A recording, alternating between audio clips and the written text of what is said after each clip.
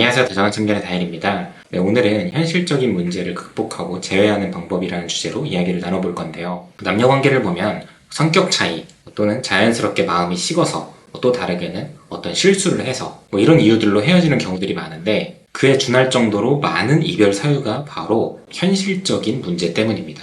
제가 93년생인데 만으로는 31살이죠. 그리고 저는 만 29살에 결혼을 했습니다. 와이프는 27살이었고요. 그런데 저도 그냥 서로 잘 맞아서 잘 만나다가 자연스럽게 결혼을 하게 된 그런 케이스는 아니에요. 서로 만나다가 1년 동안 헤어져 있었고 그렇게 26살에 재회를 하고 2년 반 동안 잘 만나다가 결혼을 한 거죠. 그리고 저도 현실적인 문제가 있었다고 수년 전 영상에서 말씀을 드린 적이 있었는데요. 실제로 요즘 사회를 보면 정말 먹고 살기가 힘들다, 청년들이 살아가기가 너무 힘들다라는 게 많이 느껴집니다. 그래서 더 이런 부분들도 많은 것 같은데 연애도 똑같이 더 힘들어지는 것 같아요. 사회적으로 힘든 만큼 이런 현실적인 문제들이 연애를 할 때 더 드러나는 그런 느낌? 특히나 요즘은 SNS를 대부분의 사람들이 다 하고 점점 더 미디어 시장이 더 커지고 있잖아요. 그런데 이 미디어라는 게 말 그대로 보여주는 거다 보니까 이 어린 학생들부터 시작해서 성인들까지 자연스럽게 보여지는 것에 너무 많이 신경을 쓰게 되는 것 같아요.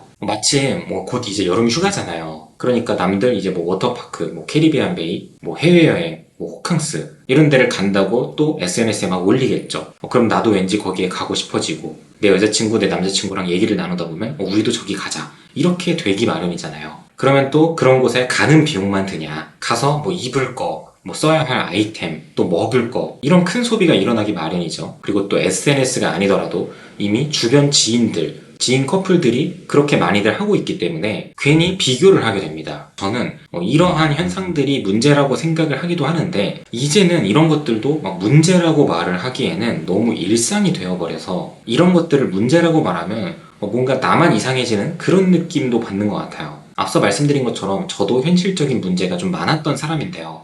집안에 재산이라고는 아예 없고 제가 아버지만 계시는데 아버지는 이미 제가 20대 초반부터 평생 일을 할 수 없을 정도로 좀 아픈 병을 앓기 시작했고 그렇다고 제가 학벌이 좋거나 남들보다 뛰어난 능력이 있다거나 그런 것도 아니어서 실제로 사회생활 1년차 때는 월급을 한 130만 원 정도를 벌었었거든요. 제가 그런 상태에서 지금의 와이프를 만나기 시작해서 이 사람이랑 미래까지 잘 되고 싶은 그런 깊은 마음에 그 안에서 나름대로 스트레스를 많이 받기도 했고 또 이 현실적인 문제라는 게 단기간 내에 갑자기 짠 하고 해결이 되는 게 아니다 보니까 그 안에서도 나름대로의 비교를 많이 했던 것 같아요. 분명히 내 여자친구가 내가 아닌 다른 남자를 만나면 더 좋은 대우를 받을 수도 있을 텐데 이런 식으로 비교를 했던 거죠. 그렇게 만나다가 상황도 더 안 좋아지고 감정적으로 다투는 일도 많아지다 보니까 자연스럽게 헤어졌어요. 그리고 나서 헤어지고 나서 좀 수개월 정도 흐른 뒤에 제가 회사에서 좀 일이 잘 풀리기 시작하면서 이 사람을 다시 한 번쯤 만나보고 싶다는 생각이 들고 그렇게 6개월의 구애 끝에 다시 만나게 된 건데 저는 여기서부터가 더 중요하다고 생각을 하는데요. 제가 다수의 연애 고민 사연을 받다 보면 미래에 대한 현실적인 계획이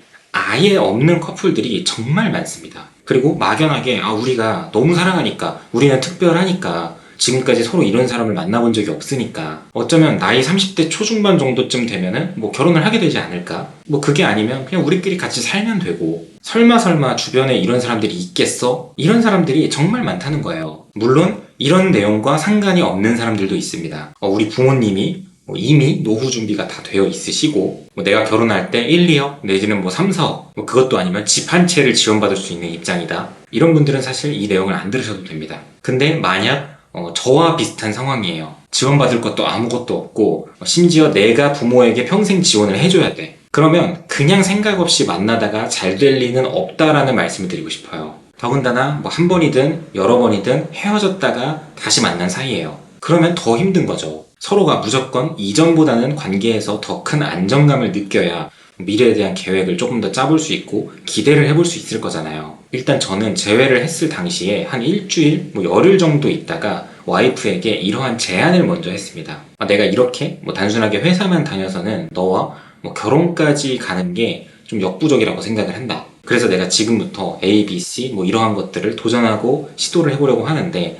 너가 조금만 날 도와줄 수 있겠냐. 먼저 이게 하나였고 다음은 소비에 관한 거였어요. 나는 너와 무조건 만 29세에 결혼을 하고 싶다. 결혼을 일찍 하고 싶은 이유는 어차피 남들 말하는 것처럼 30대 중반 내지는 30대 후반에 결혼하자. 이런 식으로 늘어져 봤자 어차피 헤어지게 될 거고 또 그 3, 4년, 4, 5년이라는 시간이 흐를 동안 우리의 감정이 어떠한 안전장치가 없는 상태로 단순히 사랑하니까 끝까지 갈 수 있다? 이런 생각을 하지 않은 거예요. 왜냐하면 사람의 감정이라는 거는 환경에 따라서 상황에 따라서 언제든 바뀔 수 있거든요. 그래서 지금부터 환경을 구축하기 위해 준비하고 싶다라는 말을 했다는 거죠. 그래서 적어도 우리가 우리 주위 사람들, 주위 커플들 중에서는 가장 돈을 아끼는 커플이 되자라는 제안도 했습니다. 근데 보통 대부분 제외한 커플들을 보면은 막 제외하자마자는 더욱더 상대에게 안달이 나 있고 이 상대방을 어떻게 하면 더 만족을 시킬 수 있을까? 이러한 생각 때문에 무언가를 더 사주고 자꾸 많이 만나려고 하고 무언가를 더 챙겨주려고 하고 이러잖아요. 결론적으로는 잘 보이는 거, 상대를 만족시키는 거에 초점을 둔단 말이죠.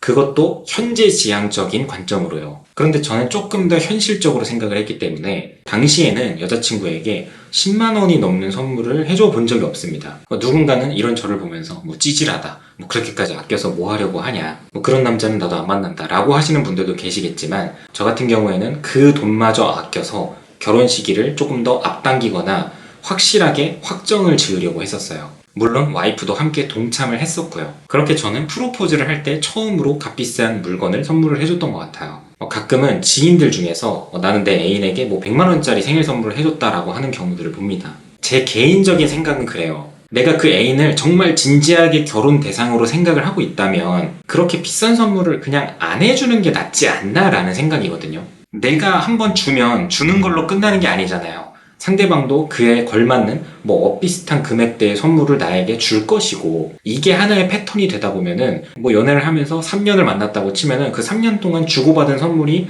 수백 내지는 1,000만 원이야. 근데 이 돈이 막말로 우리가 나중에 결혼을 할 때 예식장 비용이 될 수도 있는 거고 부동산 계약을 할 때도 중개비도 나가고 예상치 못하게 인테리어 비용이 나갈 수도 있는 거잖아요. 또 다르게는 스드메가 될 수도 있는 거고. 그런데 요즘 어린 친구들 중에서도 이런 경우가 많아요. 만난 지 얼마 되지도 않았는데 함께 100만 원, 100만 원씩 모아서 일본 여행, 태국 여행, 대만, 홍콩 여행 정말 잘 다니거든요. 그러니까 그렇게 SNS에서 굉장히 잘 살고 있는 듯해 보이는 사진들이 많이 보이는 거죠. 그런데 그 중에 대다수는 다 굶주리고 있다는 거예요. 그리고 가장 솔직하게는 우리가 끝까지 갈 수 있을지 없을지도 모르는데 만약에 헤어지면 이건 뭘까? 물론 나는 그래도 좋았다.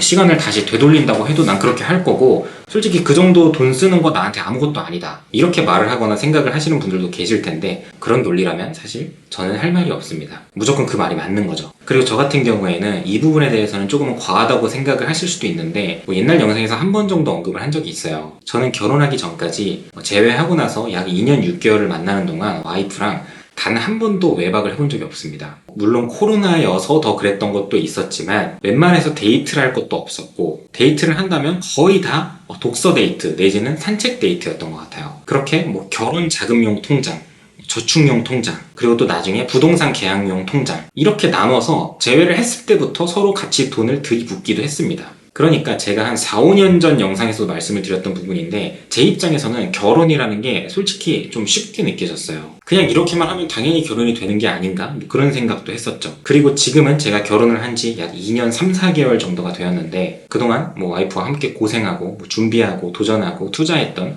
그런 부분들에 대해서 성과가 조금 나기 시작해서 결혼하고 나서는 최소로 잡아도 약 20번 이상은 여행을 다녔던 것 같아요. 그러니까 저도 그렇고 와이프도 그렇고 먹을 줄 몰랐던 게 아니고 데이트를 할 줄 몰랐던 게 아니고 여행을 갈 줄 몰랐던 게 아니었다는 거죠. 다 할 줄 알지만 난 무조건 이 사람이랑 결혼도 하고 싶고 애도 낳아서 예쁜 가정을 꾸리고 싶은 그런 미래 계획과 목표가 있었기 때문에 항상 서로 남들과는 조금 다르게 아끼자는 취지, 좀 더 미래지향적으로 생각하는 취지로 깊은 대화도 정말 많이 나눴던 것 같아요. 제가 걸어온 과정이 정답이라고 말씀을 드리는 건 아니지만 저와 비슷한 상황에 있으신 분들에게는 해답이자 정답이 될 확률이 굉장히 높다고 생각을 해요. 그래서 솔직하게 요즘에는 저 같은 가정 환경이나 개인 역량 이 정도의 수준에 있으신 분들이라고 한다면 이런 분들이 결혼을 하려면 제가 말씀드린 정도의 내용까지는 아니더라도 비슷한 맥락, 비슷한 결의 느낌이 반드시 있어야 된다고 생각을 해요. 결국 이런 걸 잘 모르거나 아니면 알면서도 외면하려고 한다거나 당장의 눈앞에 도파민,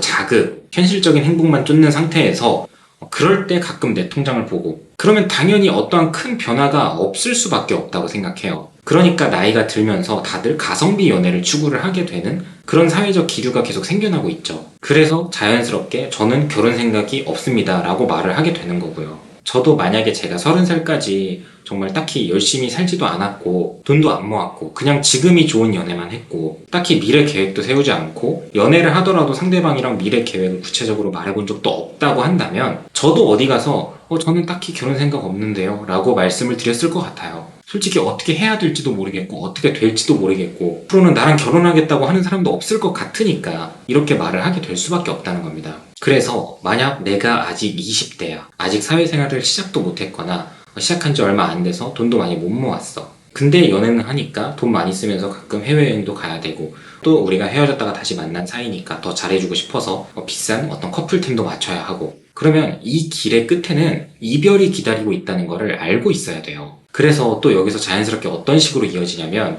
어차피 이 다음에는 나를 잘 모르는 이성을 만나게 될 거니까 이 사람은 나의 소비 습관이나 뭔가 미래 계획 이런 것에 대해서 잘 모르잖아요. 그래서 그런 것들을 서로 잘 모르는 상태로 수개월 동안 만남을 이어가요. 그러다가 이전과 비슷한 모습으로 또 헤어지고요. 실제로 요즘 연애 시장이 이런 식으로 많이 순환이 되는 것 같아요. 그렇기 때문에 내가 재회를 바라는 입장이다.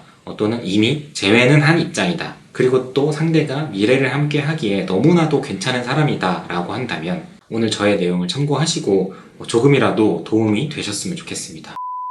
네, 오늘도 영상 봐주셔서 감사하고요. 지금까지 다정한 참견의 다일이었습니다.